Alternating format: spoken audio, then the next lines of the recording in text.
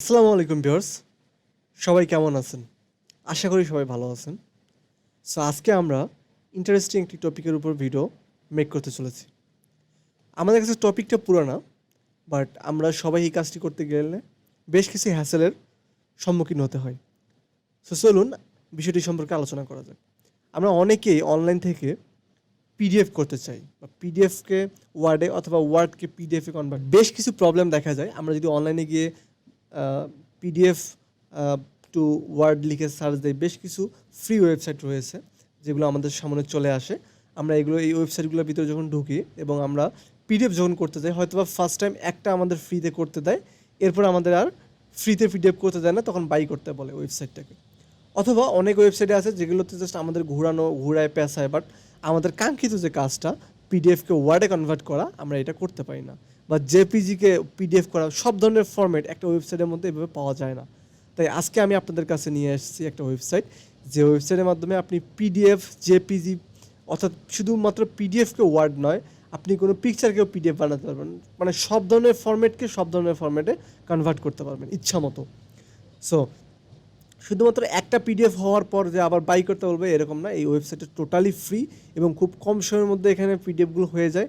অসাধারণ একটি website. So কথা না বাড়িয়ে সরাসরি ওয়েবসাইটে যাব এবং দেখাবো কীভাবে আমরা করব। আমি প্রথমে ক্রোম ব্রাউজারে যাব, তারপর আমি পিডিএফটা ওয়েবসাইটটাতে যাব। আমি ওয়েবসাইটের লিঙ্ক আমাদের ডিসক্রিপশন বক্সে দিয়ে দিব, অথবা আপনি আই লাভ পিডিএফ লিখেও এই ওয়েবসাইটে ঢুকতে পারবেন। ilovepdf.com ঢুকলাম।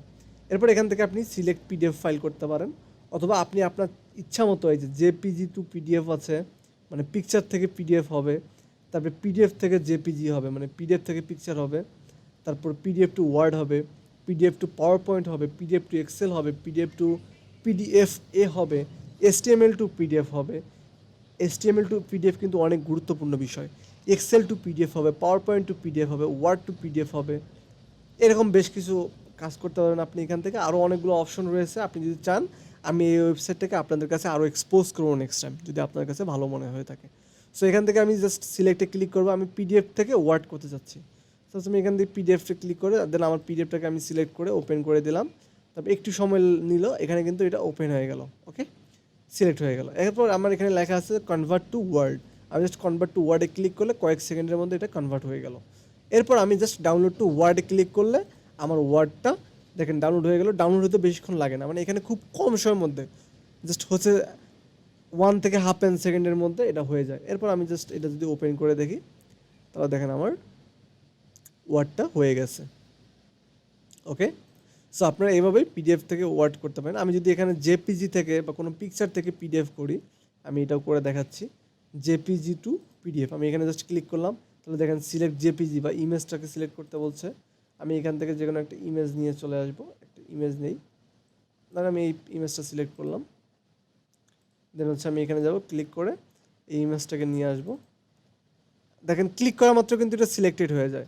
দেন এখান থেকে আমি কনভার্ট টু পিডিএফ করবো। আপনি এখান থেকে প্রোটেক্ট বা ল্যান্ডস্কেপ করতে পারেন। আমি এটাকে ল্যান্ডস্কেপ করে নিলাম, যেহেতু আমার এটা ল্যান্ডস্কেপের। আপনি এখান থেকে ফিট করে নিতে পারেন, তারপর স্মল করতে পারেন, বিগ করতে পারেন, আপনার যেরকম লাগে। আমার নো মার্জিন লাগবে, আপনি এখান থেকে স্মল মার্জিন নিয়ে নিতে পারেন, বা হচ্ছে বড় মার্জিন নিতে পারেন। আমার নো মার্জিন হলে হয়।